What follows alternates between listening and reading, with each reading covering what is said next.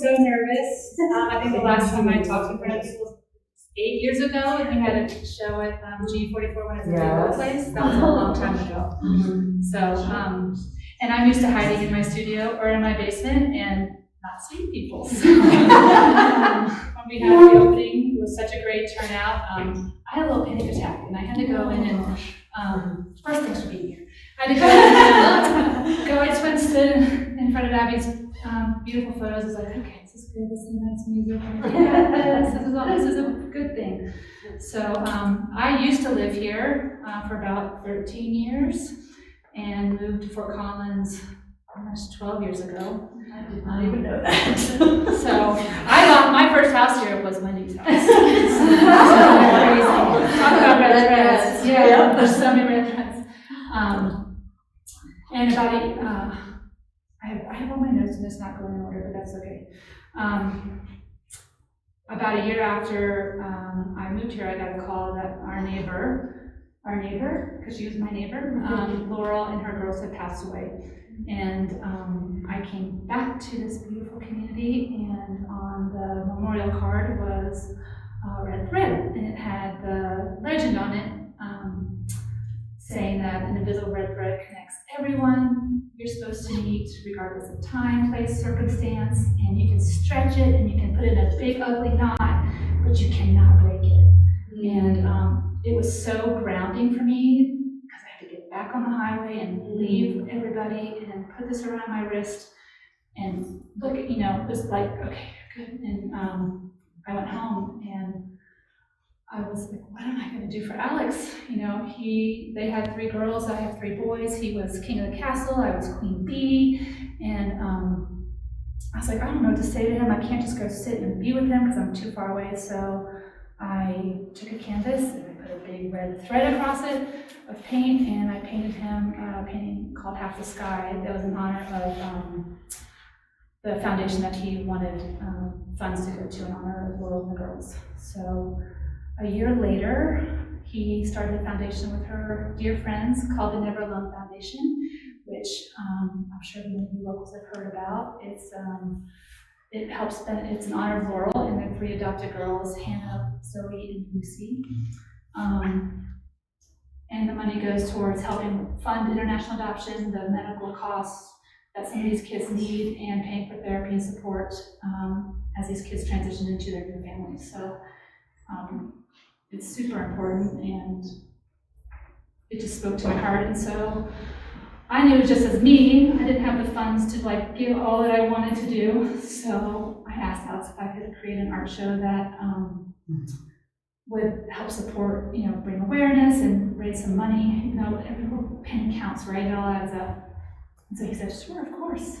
They have this wonderful family ball, and they do a 5K. So this is just another thing I could do.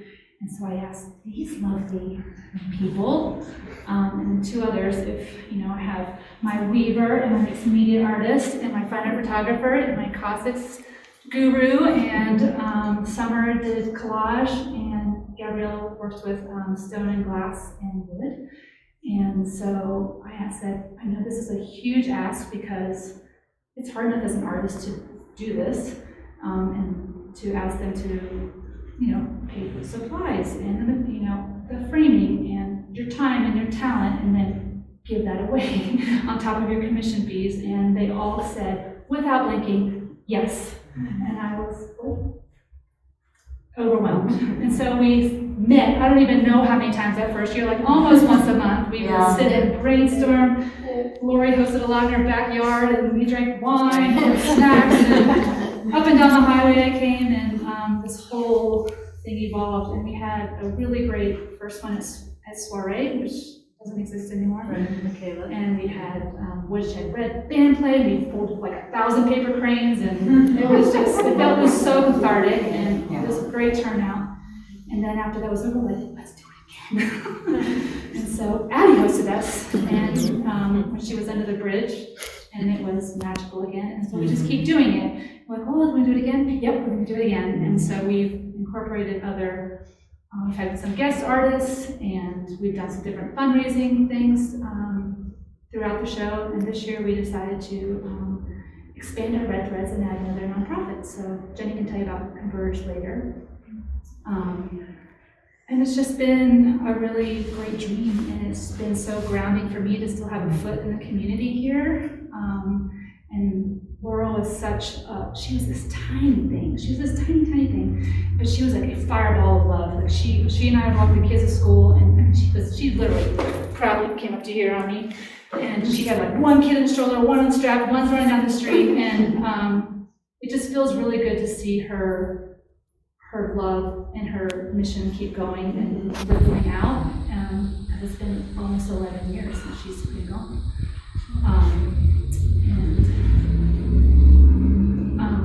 As far as the red thread, it's just it's grounding for me in my paintings. Like a lot of times, for every painting I do, I always put it out on the canvas before I start. But a lot of times, for the longest time, it was my horizon lines. I feel like I could stand here. I love that. And know where I was, and like be able to wonder what's past there, but kind of know where I've been. But it kind of felt grounding. And as I've evolved, it's getting into some other different places in different ways. But for me, the red threads is not just my beautiful family, like this is my sister, and my parents, and my amazing husband and kids, and my people, my neighbors who become family, my book club friends and artists who become my foundation rocks. And it's like the lady who, when I had to put my dog down in the parking lot, she saw me come out and gave me a huge hug. I will never forget that moment. She is forever part of the red thread. Or when the first and the second show at Kreuser, this young man, he was 22, he's like, I'm gonna be a writer.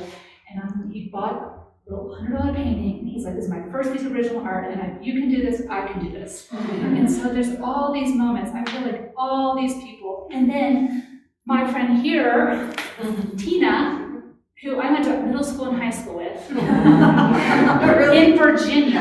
Wow! Texted me last night, he's like, I'm here, and I will see you tomorrow. And she had my knees buckled, and I wanted to hug her because she's had her own struggles and her own red thread stuff, and I just was so happy to hug her. And so I was teary-eyed before I got out of the car. And she was like, what is wrong with you? And so it's like all these red threads all the way together, and it just feels like a big comfortable blanket that you just want to wrap around yourself. And so thank you for being here. And there's nothing else I was going to say. I didn't say anything else. I had all these others. I don't even know. Thank you, Abby, for having us. I really, you are such a gift to this community, and I don't know if you guys know how lucky you are that she is here. I want to clone her and take her to Fort Collins because we don't have anything like this here. And the way you advocate for the arts and you walk your talk, and it is impressive. And getting to see, it's one thing to see these all on screen on a thing, but then to come and see them in person and see their texture and feel them, it feels so good. And I'm so grateful for you for all that you've done for me. Thank you. All of this. And your work is stunning, and it goes right to my center. And so you're the most humble person I know, so I'm just going to say it for you. So thank you so much. This year, we decided to add another nonprofit for our fundraising from the sales of the artwork. And so we chose to include Converge, which is a newer organization in Colorado Springs that started about 4 years ago. 3 years ago. Time's the word right now, isn't it? Anyways, pretty English. It was about a year or so before COVID started. And it was started by this wonderful young man named Sam Stevenson, whose mission was to bring authors to Colorado Springs because he just believed in the power of literature and he believed in the power of words to connect people and inspire people and create change. And so he just wanted to invite authors to come and talk and open people up to conversation. And I feel like the mission, the work they do, that's where it started, and it's so cool because it's become an organization that actually has programs that Harrison High School and is working to be in part of other high schools where they are bringing literature and poetry, and authors are like interacting with high school students, like these amazing authors, Anthony Doerr and George Saunders and Marie Howe, and like all these things, and Ross Gang. My best friend who just doesn't know. And my other best friend is Ross Gang. And anyway, so they have a program in high school, and they've also just have responded to the needs of the community in terms of, like, because of COVID, like Sam, who's also has a background in social work, has created this whole like therapy through poetry and literature program for middle school and high school students that's really incredible. And so it's just, I feel like, and convince these folks that it felt like it matched up with the work of Red Threads, that in fact, when we first started our first year, the 3 words that we came up with, and if you're one of the early adopters, you have a t-shirt that says Red Threads, that says create, connect, community across it. We need to I know, we do. And 2 of those words are in the Converge mission of create. Create isn't, but connect and community. And I feel really strongly, for me personally, someone who also believes in the power of language and I don't always have it, but I admire it. That it really aligns with the work of both Red Threads and Never Alone in a different kind of way, and has been an important part of the community for me, and I think for a lot of other people as well. So. Nice. And they have, the 4th thing they have, there are going to start being lectures by authors coming. There'll be one, there's supposed to be one this May, but in August, there'll be an author visit, and then there'll be 3 authors coming in November. And they also have a book club that's really wonderful. You get a book every month, and this amazing tea that comes, and part of the money that you contribute goes towards their programming. So it's super wonderful. So it's just a really amazing organization. So. Do you want to talk about your photos? Yeah.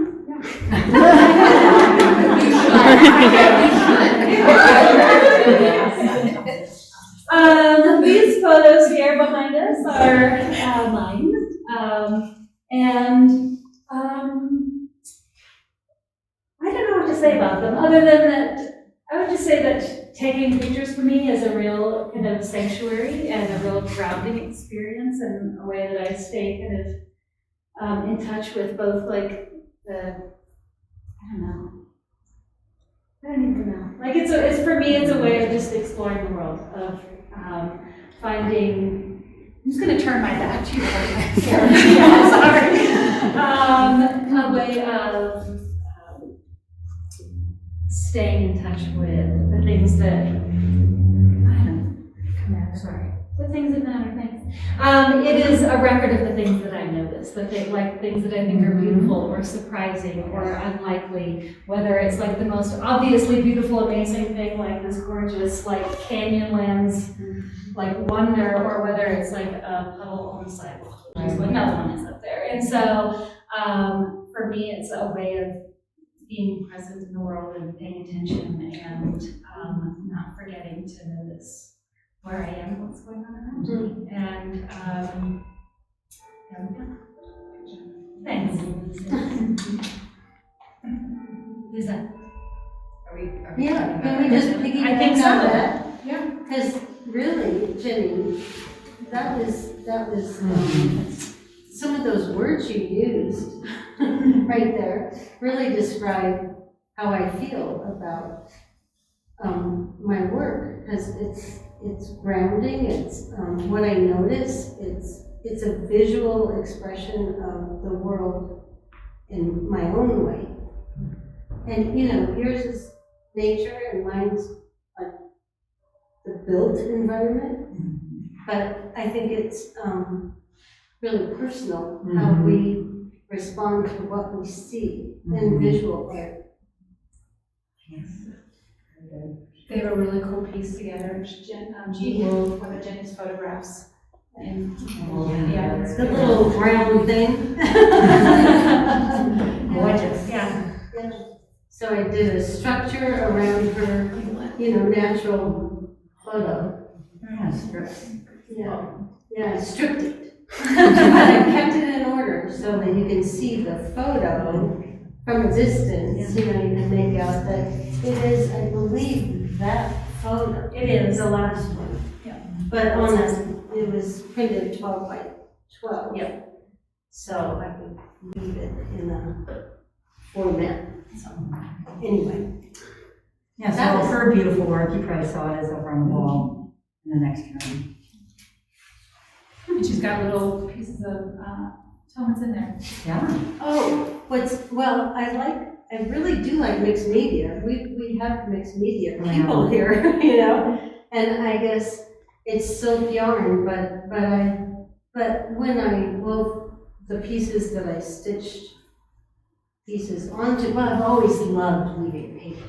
Mm-hmm. So weaving a photograph is like, so fabulous, but those are the pieces of, I have everybody save their wine labels. My friends all save their wine labels. It's a fabulous metal to cut with scissors. I can stitch into it. I can make a hole really easily with just my needles and stitch it on to my pieces. A lot of times I cut those and weave them into a pocket as I weave a piece, but these are stitched on later.